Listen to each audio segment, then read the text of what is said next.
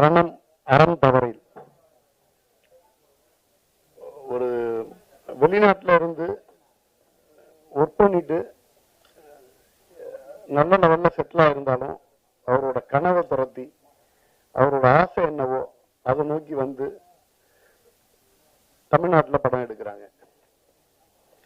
அது வந்து ஏதோ ஒரு 4-5 வேலைகளோட ஒரு வேலையா மாதிரி நினைக்காம அவ்வளோ ஒரு டெடிகேஷனோட பண்றாரு நம்ம மது நாகராஜன். சாதாரண விஷயம் இல்லை. சமீபத்தில் பழகினாரு. ரொம்ப நெருங்கின நண்பர்கள் வட்டத்திற்குள்ள எனக்கு வந்து இன்னைக்கு மது நாகராஜன் பிரதர் இருக்காரு. மிதுன் மித்ரா அவர் வந்து என்ன சொல்லுவாருன்னா 3/4 மணி நேரம் சினிமா பத்தி பேசுவாரு, மிச்சம் ஒரு 10 நிமிஷம் வந்து அவங்க ஃபேமிலி அந்த குழந்தைங்களை பத்தி பேசுவாரு. எப்படி வந்து அந்த குழந்தைங்களுக்கு அவர் என்ன கேர் எடுத்துக்கிறாரோ அதே கேரை வந்து சினிமாவுக்கு எடுப்பாரு. அந்த அளவுக்கு அவரு இது ப்ரொடக்ஷன் கம்பெனி நேமே மிதுன் மித்ரா, ட்ரிபிள் மிதுன் மித்ரா மது நாகராஜன் அப்படின்னு நினைக்கிறேன். இதை தாண்டி வைகூர் பிரதரோட 25வது படம், நிறைய படம் பண்ணணும், 250 படம் பண்ணணும். வாழ்த்துக்கள். நீங்க இந்த படத்தோட காஸ்டிங் ஆகட்டும், இப்ப நம்ம சரஸ்வதி மேனன் அவங்க எனக்கு வந்து அஸ்வின் நிறைய படங்கள் அவங்களுடைய ஒர்க் பண்ணியாச்சு. ரொம்ப ரொம்ப ரொம்ப டேலண்டட் ஆர்டிஸ்ட். பிளஸ் ஒவ்வொருத்தருமே நந்திதா, அட்டகத்தி நந்திதா இருக்கட்டும், இவங்க சானியா கோப்பா இருக்கட்டும், இதெல்லாம் தாண்டி ஒரு அறிமுக இயக்குனர் அந்த படத்தை வந்து செமரேசியா பண்ணியிருக்காரு. ஒரு என்ன சொல்றது, ஒரு மோரல் மிஸ்ட்ரிய ஒரு புது டைமென்ஷன்ல எதிர்பார்க்க முடியாத ஒரு களத்துல இப்படி எல்லாமே இருக்கும் அப்படிங்கிற மாதிரியான ஒரு திகிலோட அந்த படத்தை எடுத்துட்டு போயிருக்காங்க. இந்த படம் பார்த்த ஒவ்வொருத்தருக்குமே இப்படி ஒரு காலகட்டத்தில் நம்ம வாழ்றோமா அப்படிங்கிற மாதிரியான ஒரு எண்ணத்தை வந்து நமக்குள்ள விதைக்கும். அறம் தவறக்கூடாது, அறம் தவறாமல் நம்ம வாழும்பொழுது இந்த சமுதாயத்துக்கு எந்த அளவுக்கு நன்மை பயக்கும் அப்படிங்கிற மாதிரியான ஒரு படமா இது இருக்கும். ரணம் வந்து எனக்கு ஒரு முக்கியமான படம். எல்லாரும் சொன்ன மாதிரி எவ்வளோ ஹானஸ்டாக ஒர்க் பண்ணியிருக்கோம் எல்லாருமே. ஒரு நல்ல ஒரு த்ரில்லர், ஒரு கிரிப்பிங்காக இருக்கும். ஸ்டார்ட் டு எண்ட் வந்து நல்ல ஒரு ஃபாஸ்ட் பேஸ்டில், டெக்னிக்கலி ரொம்ப சவுண்ட். ஷெரீஃப் வந்து எனக்கு ஒரு 1 இயர் மேலே இருக்கும்னு நினைக்கிறேன். அப்போ வந்து ஸ்கிரிப்ட் அனுப்பணும் அப்படின்னு சொல்லியிருந்தாரு. நான் வந்து எனக்கு பவுண்டட் ஸ்கிரிப்ட் இருந்ததுன்னா எனக்கு இமெயில் பண்ணுங்க அப்படின்னு கேட்டிருந்தேன். அவர் வந்து எனக்கு வந்து உடனே நான் வாய்ஸ் நோட் அனுப்புகிறேன் அப்படின்னாரு. என்னடா இது புதுசாக இருக்கே அப்படின்னு சொல்லிட்டு, சரி புது எக்ஸ்பீரியன்ஸாக இருக்குன்னு சொல்லிட்டு கேட்டேன். அது பயங்கர இன்ஸ்பைரிங்காக இருந்தது, வெரி ஹானஸ்ட்லி. அது கேட்டப்போ வந்து எனக்கு ரொம்ப பிடிச்சிருந்தது. ஸோ அப்படி தான் ஆரம்பிச்சது எங்களோட ஜேர்னி. ரன்னம் மூலமாக எனக்கு ஒரு நல்ல ஒரு செட் ஆஃப் ஃப்ரெண்ட்ஸ் கிடச்சிருக்காங்க. ஷெரீஃப்லேருந்து பாலாஜி, ப்ரொடியூசர் சார் எல்லாருமே வந்து ஒரு பயங்கர க்ளோஸ்லி நீட்டாக ஒர்க் பண்ணியிருந்திருக்கோம். படம் ரொம்ப சூப்பராக வந்திருக்கு. ஆக்சுவலி எல்லாருமே கண்டிப்பாக பிடிக்கும். ஒர்க் பண்ண எல்லாருக்குமே வந்து லைஃப்பில் அடுத்த கட்டத்துக்கு எடுத்துகிட்டு போக நான் ரொம்ப ஹானஸ்டாக பிலீவ் பண்ணுறேன். ஸோ உங்களோட சப்போர்ட் வந்து ரொம்ப அவசியம். கண்டிப்பாக சப்போர்ட் பண்ணுங்கள். எல்லாருக்குமே வந்து ஆல் தி பெஸ்ட். கங்க்ராச்சுலேஷன்ஸ், நல்ல படம் பண்ணியிருக்கோம். எல்லாருக்கும் வணக்கம். இன்னைக்கு ஃபுல் ரணம் டீமோட இங்கே வந்த எனக்கு ரொம்ப சந்தோஷமாக இருக்குது. இங்கே வந்த எல்லா மீடியாவுக்கு ரொம்ப நன்றி. இந்த படத்தில் நான் ஒரு புது ரோல் பண்ணேன், ஒரு போலீஸ் ரோல். ஃபுல் ரணம் டீமுக்கு கங்க்ராச்சுலேஷன்ஸ் அண்ட் நன்றி சொல்லணும். நம்ம ப்ரொடியூசர் மது சார், நம்ம டைரக்டர் ஷெரீஃப் சார், நம்ம டிஓபி பாலாஜி சார், நம்ம executive producer Uday sir, and எல்லாருக்கும் cast and crew, Vaibhav sir, Saraswathi, Nandita ma'am, Jiva, எல்லாருக்கும் நன்றி அண்ட் கங்க்ராச்சுலேஷன்ஸ். அண்ட் நீங்கள் எல்லாம் படம் பாருங்கள் அண்ட் என்ஜாய் பண்ணுங்கள். நன்றி. அனைவருக்கும் வணக்கம். ப்ரெஸ் டீம் அண்ட் ரணமோட காஸ்ட் அண்ட் க்ரூ. ப்ராஜெக்ட்ஸ் எல்லாம் வெயிட் பண்ணும்போது வழக்கமாக ஆக்டர்ஸ் வந்து ஆடிஷன் பண்ணிகிட்டே இருப்பாங்க, ப்ரிப்பேர் பண்ணிகிட்டே இருப்பாங்க. என்னை பொறுத்த வரைக்கும் நான் பண்ண ப்ராஜெக்ட்ஸ் வந்து கொஞ்சம் டிலே எல்லாம் ஆச்சு. அப்புறம் நான் ஒரு சீரீஸில் வேலை பார்த்துட்டு இருந்தேன், ஒரு கிரியேட்டிவ் ப்ரொடியூசராக. Mostly behind the scenes work, AD work அதெல்லாம் பண்ணிட்டு இருந்தேன். அப்போவே எனக்கு தெரியாமலே என்னோட ஆடிஷன் நடந்துட்டு இருந்துச்சு. பிகாஸ் அந்த ப்ராஜெக்ட்ல வந்து நம்ம சினிமாட்டோகிராஃபர் பாலாஜி அண்ட் நம்ம இபி உதயனா அங்கே அங்கே அந்த செட்டில் கூட வேலை பார்த்துட்டு இருந்தாங்க. So it was really interesting. இந்த படம் மட்டும் நான் வந்து யாரும் அப்ரோச் பண்ணல, ஆடிஷன் பண்ணல. அவங்க தான் என்னை கூப்பிட்டுட்டு எனக்கு இந்த ரோல் கொடுத்தாங்க as an assistant director. Easiest method acting வந்து எனக்கு, பிகாஸ் நான் ஏற்கனவே ஒரு 4 படத்துக்கு அசிஸ்டன்ட் டைரக்டராக வேலை பார்த்துட்டு இருக்கேன். சில நேரம் செட்டில் வந்து நான் வாக்கி டாக்கி எடுத்துகிட்டு போவேன். அவங்க சொன்ன இல்லை இல்லை மேம் அது செட் ப்ராப்பர்ட்டி இங்கே வச்சுட்டு போங்க. ஸோ அந்த மாதிரி காமெடியெல்லாம் நடந்திருக்கு. அதை தாண்டி I would really like to thank Sharif and Madhu sir இந்த வாய்ப்பை கொடுக்கறதுக்காக. Thank you so much. And also I had a great opportunity to meet so many other actors like Pranati, Nandita, Shweta, and today I met Tanya Homam, and it was so nice. எல்லாருமே ரொம்ப talented and hardworking artists. Vaibhav sir வந்து என்னோட actually நான் எப்பவுமே அவங்க எல்லா படமும் பார்ப்பேன். அவங்க காமிக் டைமிங், ஆக்டிங், பர்சனாக எனக்கு ரொம்ப பிடிக்கும். And I am very lucky to be working on his 25th film. Thank you so much to being such a great co-actor. I had a lot of fun and I felt very comfortable. And I'd like to thank our music director Aaron, our art director Manimoi sir, and if I've missed anyone else, thank you so much. Obviously Shakti sir வந்து ஏதாவது film present பண்ணா ரொம்ப லட்சணமா இருக்கும். அதுவும் இந்த படத்துக்கு நம்புறேன் கண்டிப்பா. அவங்க தான் எல்லாருக்கும் lucky charm. So thank you so much Shakti sir. Happy to work with you again. And to all of the cast and crew, thank you so much for your support. And press கண்டிப்பா உங்க support தேவை. ஏன்னா அது ஒரு சின்ன படம், but ரொம்ப hard work எல்லாம் பண்ணியிருக்கோம். அண்ட் நிஜமாவே இந்த ஃபீமேல் கேரக்டர்ஸ்க்கு ரொம்ப இம்பார்ட்டன்ஸ் கொடுத்துருக்காங்க. அதுக்காகவே please give us a lot of support. Audience also, I really hope you watch it with family and you feel empowered and happy by the end of it. Thank you so much. First எப்பவுமே நான் start பண்ணுறப்ப சின்ன ஒரு code பண்ணிட்டு எப்பவுமே start பண்ணுவேன். அது என்னோட பழக்கம். நான் டீம் கூட நான் ஒர்க் பண்ணுறப்ப அந்த மாதிரி everyday we talk about a quote. ஒரு கோட் சொல்ல அப்படின்னு சொல்லுவோம். அவங்க சொல்லுவாங்க, sir team work makes the dream work அப்படின்னு சொல்லுவாங்க டீமுக்குள்ளார. அதுக்கு என்ன அர்த்தம்னா எல்லாரும் ஒன்றா சேர்ந்து ஒரு விஷயத்த ஒன்றா சேர்ந்து ஒரு விஷயத்த செஞ்சோம் அப்படின்னா அது கண்டிப்பாக வெற்றிகரமாக வரும்ன்றதுல எந்த டவுட்டுமே கிடையாது. ஏன்னா ஒரு டீம் மெம்பர்ஸில் ஒருத்தருக்கு ஒரு கோணங்களில் பார்ப்பாங்க.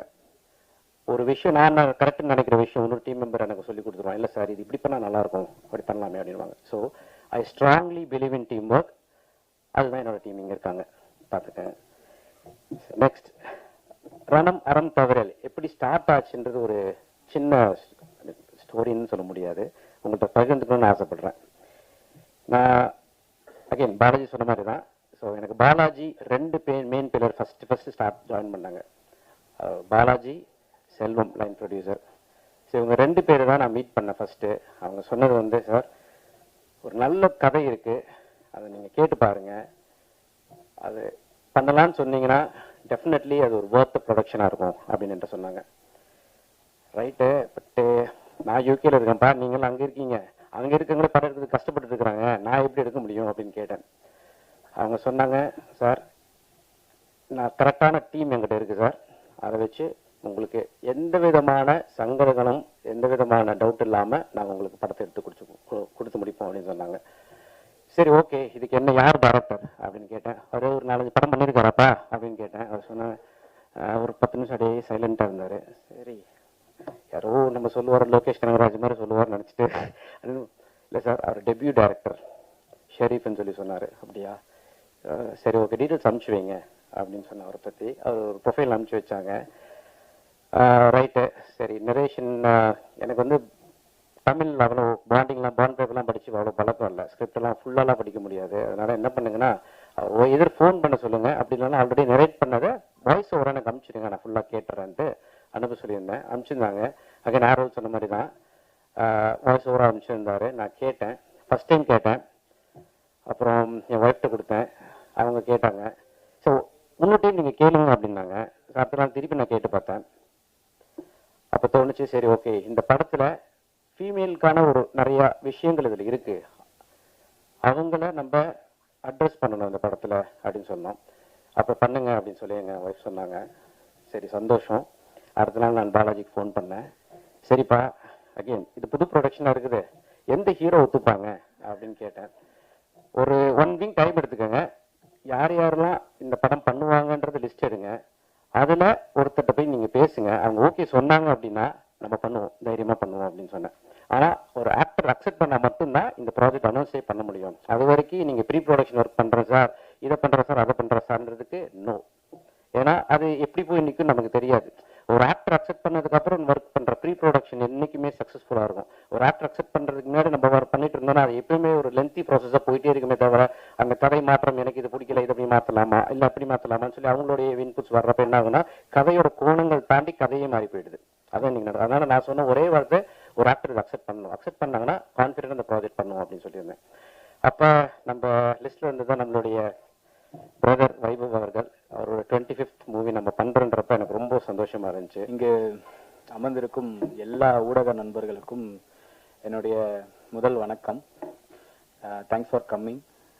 ட்ரெய்லர் பார்த்துருப்பீங்க, கண்டிப்பாக பிடிச்சிருக்கோன்னு நம்புகிறேன்.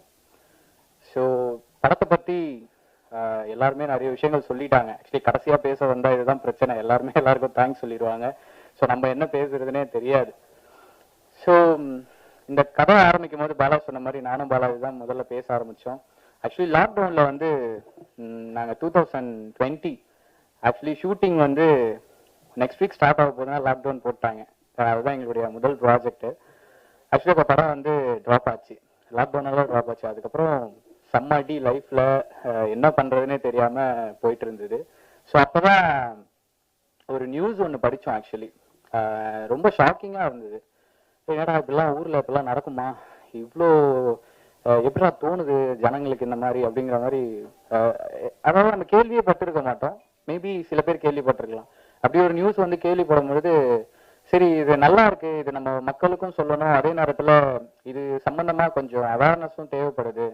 ஸோ நம்ம கருத்து சொல்கிற மாதிரி ஒரு படம் எடுக்காம ரொம்ப ஹானஸ்டாக ஒரு படம் பண்ணணும், நல்லா பண்ணணுன்றதை முடிவு பண்ணி ஸ்டார்ட் பண்ண படம் தான். முதல்ல வந்து அரணை மரவேல் அப்படின்னு டைட்டிலோட தான் இந்த படத்தை ஸ்டார்ட் பண்ணோம். ஸோ டைட்டிலோட அர்த்தம் தெரியும்னு நினைக்கிற எல்லாருக்குமே. ஆத்திச்சூடியில் அவையார் சொல்லியிருக்காங்க அரணை மரவேல் அப்படிங்கிறது. அதுதான் கேப்ஷனாக அறம் தவறேல்னு நாங்கள் வச்சுருக்கோம். ஸோ அதோட மீனிங் என்னென்னா, நம்ம வாழ்க்கையில் நம்ம மெச்சூரிட்டி ஆகி தெரிஞ்சு விவரம் தெரியற ஆரம்பித்து நம்ம கடைசி நாளை முடிக்கிற வரைக்கும் பார்த்தீங்கன்னா சூழ்நிலைகள் நமக்கு அறம் செய்யறதுக்கான வாய்ப்பை, தர்மம் செய்யறதுக்கான வாய்ப்புகளை வந்து நமக்கு தரும். தர்மம்னா நான் சொல்றது வந்து பிச்சை அந்த மாதிரி விஷயங்கள் கிடையாது. ஸோ நியாயம், ஒருத்தவங்களுக்கு ஏதோ ஒரு பிரச்சனை, ஒரு ஹெல்ப் பண்ணணும், கூட போய் சப்போர்ட், மாரல் சப்போர்ட், என்ன மாதிரி ஒரு விஷயங்களுக்கு நிற்கணும் அப்படிங்கும் போது அதை வந்து மறுக்காமல் தவறாமல் செஞ்சிடணும் அப்படிங்கிறது தான் இந்த படத்தோட ஒரு மேஜர் கண்டென்ட்டாக நாங்கள் பண்ணியிருக்கோம். So first of all thank you so much Madhu sir. எல்லாரும் சொன்ன மாதிரி வீடியோ காலில் தான் ஃபர்ஸ்ட் கதை சொன்னேன். எனக்கு ஆடியோ ஒரு கேட்டாருன்றதே ஆக்சுவலி இப்போ தான் தெரியும், எனக்கு உண்மையாக தெரியாது. வீடியோ காலில் நான் கதை சொன்னேன். ஸோ கதை கேட்டவனுமே ஓகேப்பா நான் கூப்பிட்றேன் அப்படின்னாரு. ஸோ வித்தின் 1 வீக்ல உடனே அக்ரிமெண்ட் சைன் ஆச்சு. So very very thank you. நேரில் கூட பார்க்காம உங்களுக்கு தெரியும் எவ்வளோ கஷ்டம் ஒரு ப்ரொடியூசருக்கு கதை சொல்லி நம்ம இங்கே கூட்டிகிட்டு வந்து படம் பண்ண வச்சு ஸோ அதை ரிலீஸுக்கு கொண்டு வர வரைக்கும் அது மிகப்பெரிய ஒரு வேலை. அது கஷ்டம்னு நான் சொல்ல மாட்டேன், ஏன்னா பிடிச்சிதான் எல்லாருமே இந்த ஃபீல்டுக்கு நம்ம வரோம், இந்த பொசிஷனுக்கு வரோம். ஸோ கஷ்டன்ற வார்த்தையை கண்டிப்பாக என்றைக்குமே நான் பயன்படுத்த மாட்டேன். ஸோ இஷ்டப்பட்டு செஞ்சோம். ஸோ அதுக்கு மது சார் ரொம்ப பெரிய சப்போர்ட்டிவாக இருந்தார். And also Vaibhav Anna. So நான் கதை போயிட்டு ஃபோன் பண்ணி சொன்னேன், ஸோ இந்த மாதிரி அண்ணா நான் கதை சொல்லணும் அப்படின்ற மாதிரி சொல்லும்போது சரி வாங்க கேட்போம் அப்படின்னாரு. ஸோ கதையை சொல்லி முடித்தோம். கதையை சொல்லி முடித்த உடனே ஆக்சுவலி வந்து சொல்லலாம்னு நினைக்கிறேன். கதை சொல்லி முடிச்சோன்னா வைபவ் அண்ணா சொன்னார், ஒரு டேரக்டர் பேரை சொல்லி இந்த பேட்டனா அப்படின்னு கேட்டார். சத்தியமாக சொல்கிறேன் இது யாருன்னே எனக்கு தெரியாது. சரி ஓகேடா அப்பா நம்ம கதையை ஒரு ஹீரோ கேட்டு இவ்வளோ நேரம் இப்போ ஒரு நல்ல ரெஸ்பான்ஸ் பண்ணுறாரு அப்படின்ட்டு ஆமாண்ணா அப்படின்னு சொல்லிட்டேன். சூப்பர் சூப்பர் அப்போ நம்ம பண்ணிடலாம், நல்லா வந்துடும்ல அப்படின்னாரு. ஸோ நான் நம்புகிறேன், படம் பார்த்தாரு அண்ணா, நல்லா வந்திருக்கு, நல்லா பண்ணியிருக்கோம், நல்லா வந்திருக்கு ஆக்சுவலி. ஸோ அடுத்தது அப்போ அண்ணா ஆபரேட்டர் மணிமொழியன் ராமதுரை விழா படத்தில் நான் ஒர்க் பண்ணும்பொழுது நாலு இயக்குனருக்கு அப்புறம் அவங்க ப்ரொடக்ஷன் பண்ண விழா படத்தில் ஒர்க் பண்ணும்போது அந்த படத்தில் அப்போ நான் வந்து ஆர்ட் டைரக்டர். ஸோ அப்போ பழக்கம் அவர். அதுக்கு முன்னாடி ஆக்சுவலி நாங்கள் அந்த வீதி நாடகங்கள் அதெல்லாம் பண்ணும்பொழுது அவர் ஒரு ப்ரெஸ் ஆரம்பிச்சிருந்தாரு. அதுக்கு நான் இந்த வீதி நாடகங்கள் பறையடிக்கிறது இந்த மாதிரி விஷயங்கள் பண்ணும்போதுலேருந்தே ஒரு பழக்கம். ஸோ அப்படி ஆரம்பிச்சது தான் இந்த ரிலேஷன்ஷிப். அவர் பெரிய சப்போர்ட் பண்ணியிருக்காரு. எல்லாருக்கும் வணக்கம். சாரி த்ரோட் ஏதோ கொஞ்சம் பிடி கணேஷ் மாதிரி ஆயிடுச்சு ஒரு 3-4 டேஸாக. அதுக்கு ஃபர்ஸ்ட் எல்லோரும் மன்னிக்கணும். எல்லாருக்கும் தேங்க்ஸ் சொல்லிட்டாங்க. ஸோ நான் வந்து சக்தி ப்ரோ அவருக்கு வந்து ரொம்ப தேங்க்ஸ் சொல்லணும். லாஸ்ட் படமும் பண்ணார். இந்த படமும் இப்போ தான் சொல்லிட்டு இருந்தார் நல்லா பெருசாக பண்ணலாம் அப்படின்ட்டு. அண்ட் தானியா தேங்க்யூ ஒரு போலீஸ் நடித்ததுக்கு. அண்ட் சரஸ் பண்ண கேரக்டர் வந்து யாருமே ஒத்துக்கல. ஸோ பாலாஜி என்ன சொல்லி கூப்பிட்டு வந்தாருன்னு தெரியல, அவங்க நடிச்சுட்டாங்க. அண்ட் இப்போ தான் ஷரீஃப் பற்றி எனக்கு தெரியும், டைரக்டர் ஷரீஃப் பற்றி. அவர் யார்கிட்டையும் ஒர்க் பண்ணலன்ட்டு. ஆனால் என்கிட்ட கதை சொல்லும்போது ஏதோ சொன்னீங்களே, ப்ரொஃபைல் எதுவும் சொன்னாங்க. பட் ரொம்ப நல்லா பண்ணியிருக்காரு. ஆப்வியஸ்லி ஷார்ட் ஃபிலிம்ஸ்லேருந்து நிறைய பேர் பெரிய இடங்கள்ல இருக்காங்க. ஸோ நெக்ஸ்ட் இடம் ஷரீஃப் பிடிப்பார். எங்கள் உதய் அவருக்கு எனக்கும் ஹஸ்பண்ட் ஒய்ஃப் மாதிரி டெய்லி, இன்னைக்கு காலைல கூட சண்டை போச்சு. And Madhu sir welcome to Tamil cinema. இது நீங்கள் சொல்கிற நல்லா ஆகணும், கஷ்டம் இல்லை, ரொம்ப ஈஸி. படம் வரும், ஜாலியாக அடுத்த படம் எடுங்க. சக்தி சாரே வந்து பண்ணுவார்.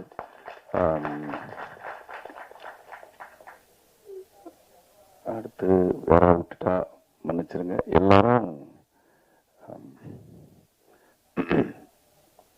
சாரி, எல்லாருமே வந்து அந்தந்த ட்ரீம் எல்லாம் சொல்லிட்டு இருந்தாங்க. எனக்கு வந்து மெயினாக வந்து மது சார் அவரோட ட்ரீம் இது, அந்த படம் வந்து பெருசாக வரணும் அப்படின்ட்டு. அவர் அதான் ஃபஸ்ட்டு அந்த டைட்டில், ப்ரொடக்ஷன் டைட்டில்லாம் போட்டு பார்த்துக்கிட்டு ரொம்ப ஹாப்பியானார். ரெண்டாவது வந்து எங்கள் கேமராமேன் பாலாஜி, அவங்களோட ஒய்ஃபோட மிகப்பெரிய ட்ரீம் பாலாஜி போய் வந்து ஸ்க்ரீனில் பார்க்கணுன்ட்டு. பட் அவங்க இல்லை, இந்த படம் ஷூட் பண்ணும்போது இறந்துட்டாங்க. ஸோ அவங்களுக்காக இந்த படம் ரிவ்யூ நீங்கள் டெஃபினட்டாக நல்லா எழுதணும். தேங்க்யூ.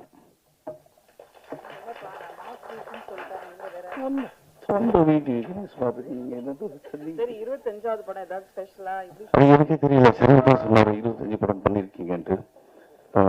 அதுக்கப்புறம் சரி அப்படி கணக்கு போட்டு பார்த்தா எல்லாது ஒரு 1 டே போனது 2 டே போனது எல்லாம் சேர்த்து போட்டு 25.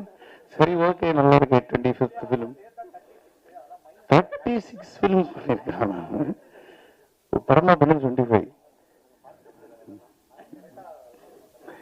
ஓகே 25th ஃபிலிம் வந்துட்டு உங்கள் எல்லாரும் முன்னாடி வந்து நின்று ரொம்ப சந்தோஷமாக இருக்குது. ஸோ இந்த படம் வந்து டெஃபினட்டாக நீங்கள் வந்து ஒரு நல்ல ரிவ்யூஸ் டெஃபினட்டாக கொடுப்பீங்க. ஏன்னா ஒரு புதுமையான ஒரு லைன் இந்த மாதிரி எனக்கு தெரிஞ்சு இவங்க சொன்ன மாதிரி வரல.